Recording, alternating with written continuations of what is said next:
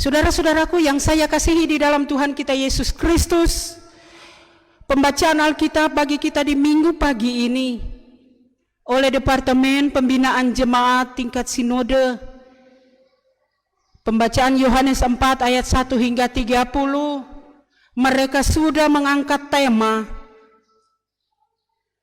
kasih Yesus kepada kaum lemah. Tema dalam pembacaan kita adalah kasih Yesus kepada kaum yang lemah. Dalam pembacaan ini, di mana kita belajar Tuhan Yesus lewat misi, lewat pekerjaan pelayanannya, dia punya satu tujuan, yaitu dia datang mencari yang hilang. Dia datang untuk mereka yang berdosa bertobat. Dan bagian pembacaan kita di minggu pagi ini kita belajar bagaimana percakapan terjadi antara Yesus dan perempuan Samaria. Di dalam pembacaan ini kita melihat ketika dalam pelayanan Tuhan Yesus, dia terus bekerja. Allah mengutus anaknya yang tunggal untuk memperbaiki hubungan yang terputus akibat dosa manusia dengan Tuhan. Anak Allah yang diutus, dia datang untuk menyelamatkan manusia dan dunia ini. Dalam pembacaan kita tadi, di mana dikatakan bahwa dalam pelayanan perjalanan Tuhan Yesus, dia merasa letih dan dia istirahat. Rupanya tempat yang dia duduk, dia melepaskan rasa lelah letih ini adalah tempat yang bersejarah. Bukan saja orang Yahudi, tetapi orang Samaria. Dan dalam pembacaan kita jelas dikatakan ada perbedaan di sana. Orang Yahudi tidak bisa bergaul dengan orang Samaria. Ada perbedaan, ada jurang di sana.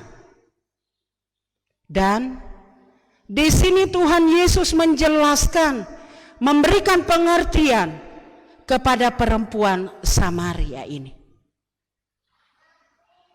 Dan dalam percakapan ini, di mana Tuhan Yesus duduk sumur tempat Yakub, mereka minum di sana, baik itu keluarga, orang-orang yang bersama dengan Yakub maupun ternak, dikatakan dalam bagian firman Tuhan ini. Dan sumur itu cukup dalam. Ini pengertian yang diberikan oleh perempuan Samaria ini. Tetapi Yesus mempunyai arti. Dia datang menjelaskan kepada perempuan ini arti dari air itu. Tuhan Yesus bukan melupakan sejarah. Dia datang menyempurnakan sejarah itu. Dan dalam pembacaan kita akan belajar bagaimana Tuhan Yesus mau menunjukkan bahwa dia datang untuk semua orang, dan terlebih khusus bagi mereka yang dalam kelemahan.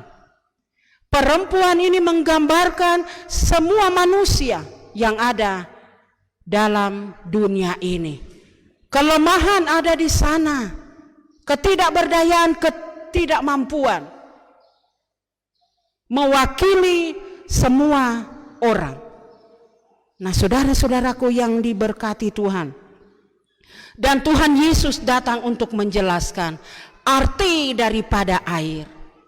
Ada air yang sementara, tetapi ada air kehidupan. Dan Tuhan Yesus sendiri, tidak ada seorang pun yang dapat memberikan air kehidupan itu. Hanya Tuhan Yesus sendiri. Dalam pembacaan kita, Dan di sini perempuan Samaria belajar bahwa sebenarnya yang ada di depan dia adalah Allah yang maha kuasa, Allah yang maha tahu. Ketika terjadi percakapan mengenai air itu, tetapi ternyata semua secara umum ada di situ. Tuhan Yesus tahu siapa yang berhadapan dengan dia, tahu semua, dalam dan luar. Dan juga Tuhan Yesus menyatakan, kalau kita belajar dari membaca firman atau Injil yang lain, kita dapati bahwa Tuhan Yesus melarang murid-murid untuk menyampaikan siapa dia. Tetapi ketika dia berhadapan dengan kaum yang lemah, dia menyatakan bahwa dia adalah Mesias. Yang sementara bercakap dengan perempuan Samaria ini adalah Mesias. Nah, saudara-saudaraku yang Tuhan kasihi, Tuhan sudah datang. Dia datang kepada, tentunya kita yang hadir di sini tidak ada yang kuat. Kita semua lemah, kita semua tidak berdaya, kita sangat membutuhkan air hidup itu. Dan dalam pembacaan ini jelas dikatakan di dalam ayat-ayat selanjutnya bahwa kalau kita minum air hidup itu kita tidak akan haus. Asalkan kita sungguh-sungguh bergantung kepada Sang Pemberi air kehidupan itu. Jangan putus-putus. Air hidup itu dia akan mengalir, jangan sampai kering karena kelemahan dan ketidakmampuan kita. Kita manusia terbatas. Kita sangat membutuhkan akan air hidup itu. Yang sekarang ini kita datang karena kita haus akan kebenaran itu. Air hidup itu, seperti perempuan Samaria. Di sini Tuhan Yesus mencari yang hilang. Tuhan Yesus tahu persis akan kehidupan dari perempuan ini. Dia berdosa, punya 5 suami, tetapi tidak ada. Dikatakan dalam bagian pembacaan ini, Tuhan tahu tidak ada yang tinggal dengan dia. Tuhan tahu bahwa orang ini harus diselamatkan. Nah, saudara-saudaraku yang dikasihi, kita juga diingatkan lewat pembacaan ini bagaimana kita sungguh-sungguh menyembah Tuhan lewat roh dan kebenaran. Tentunya kita datang di sini karena Roh Kudus yang bekerja bagi kita. Tuhan Yesus dia sudah naik ke sorga, Roh Kudus yang datang, dan belum ada firman yang mengatakan bahwa Roh Kudus itu sudah naik. Masih terus bekerja di dalam pribadi kita, keluarga kita, dan dimanapun kita pergi kita berada. Ada Roh Kudus yang bekerja bagi kita. Ada rasa takut bagi kita, ada rasa hormat dan sembah kita kepada Tuhan karena ada Roh Kudus. Menyembah Tuhan lewat roh dan kebenaran pasti akan mendapat berkat. Dan itu yang dialami oleh perempuan Samaria. Dia tidak tinggal diam, dia tinggal, dia punya tempayan, dia jalan. Dia harus keluar. Ada satu respon di sana. Jadi ketika kita mendengar firman Tuhan di dalam rumah Tuhan ini, bukan berarti firman itu tinggal di gereja, kita pulang kosong-kosong. Tetapi firman itu udah di hati kita, dan kita, kalau firman itu menegur kita, firman itu menasehati kita, bukan karena pendeta tidak suka, tapi karena firman Tuhan mau supaya kita bertobat. Tuhan Yesus datang untuk menyelamatkan kita. Dia tidak pilih-pilih. Dalam pembacaan ini ada perbedaan di sana antara Yahudi dengan Samaria, tapi Tuhan dia datang untuk perbedaan-perbedaan itu sama di hadapan Tuhan. Itu yang Tuhan Yesus datang ke dunia ini. Supaya jangan ada lagi perbedaan sebagai orang yang mengasihi Tuhan. Yang perbedaan-perbedaan itu yang bikin tembok pemisah bagi kita, di dalam nama Tuhan Yesus kita mau hancurkan. Supaya kasih ini dia nyata. Kita menyembah, kita tidak mampu, kita butuh. Kita butuh saudara-saudara kita. Kita berjalan sendiri kita tidak mampu. Tetapi lewat lewat berkat seperti yang direspon oleh perempuan Samaria ini. Ketika dia dengar bahwa ini adalah Mesias, dia tidak tinggal diam. Dia bergerak dan dia sampaikan. Karena Tuhan lebih tahu siapa dia. Dia bergerak dan dia sampaikan. Dan kita, ketika kita kembali dalam perjalanan hidup hari-hari kita, maka firman itu yang akan kita renungkan siang dan malam. Supaya ketika kita lemah, air itu tidak akan kering, tapi akan terus memberikan kita kemampuan, kekuatan menjalani hidup ini. Tentunya ketika Tuhan izinkan kita menerima anugerah Tuhan, ada maksud-maksud Tuhan. Tidak dengan kebetulan. Kita semua ini tidak dengan kebetulan ada menerima anugerah Tuhan. Ada maksud-maksud Tuhan untuk pribadi keluarga kita. Kita menjadi berkat untuk orang lain. Kadangkala selaku pekerja-pekerja, tong sembunyikan dulu kita orang punya pergumulan hidup, tong atasi dulu yang lain. Karena kita mau menjadi berkat.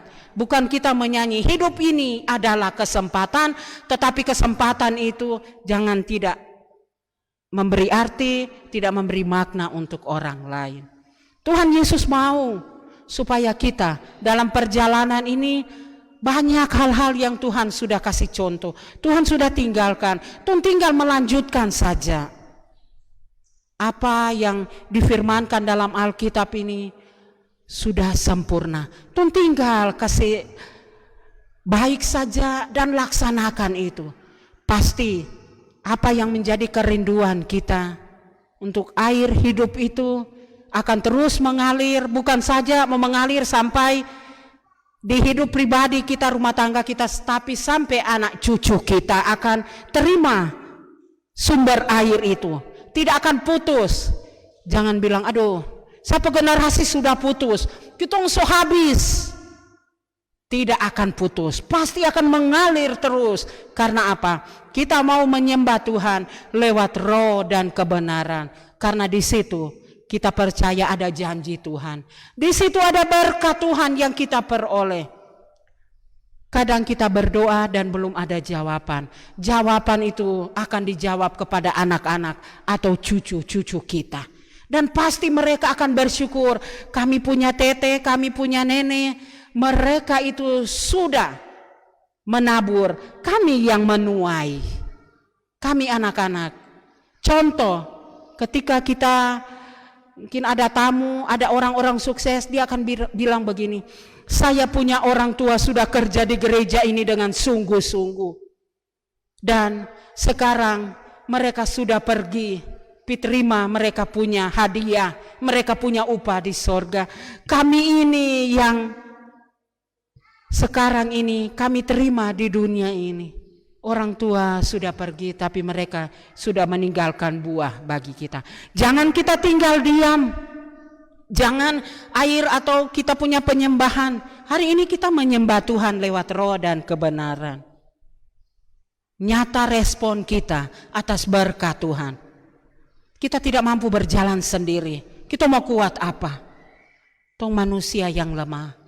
Tapi Tuhan dia datang kepada kaum yang lemah. Mari kita bilang, Tuhan kita lemah, kita tidak berdaya. Ada kehadiran Tuhan. Di saat engkau lemah, di situ ada kekuatan Tuhan. Dan kita yakin bahwa apa yang terus kita kerjakan, apa yang terus kita lakukan, menyembah Tuhan, memuji Tuhan, maka Tuhan perhitungkan semuanya itu, dan dimanapun langkah hidup kita akan diberkati oleh Tuhan. Mari kita memberikan hidup dan kehidupan kita sungguh-sungguh di hadapan Tuhan, karena kita yakin bahwa kita semua ini Tuhan punya tujuan, Tuhan punya misi bagi kita untuk kita menjadi saluran berkat Tuhan, menjadi alat di tangan Tuhan. Jangan Tuhan datang dia dapati kita masih seperti dulu. Ada perubahan, ada pertobatan, ada kehidupan baru di sana. Tuhan memberkati kita dengan firman-Nya. Amin.